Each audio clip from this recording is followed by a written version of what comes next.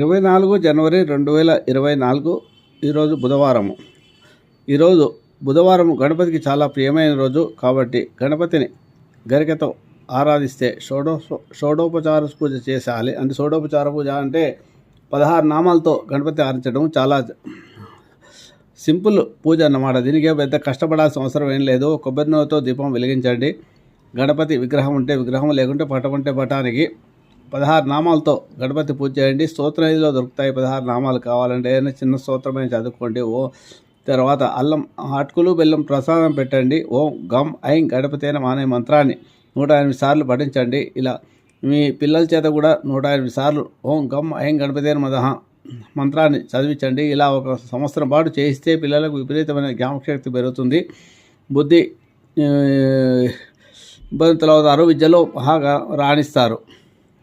ఈరోజు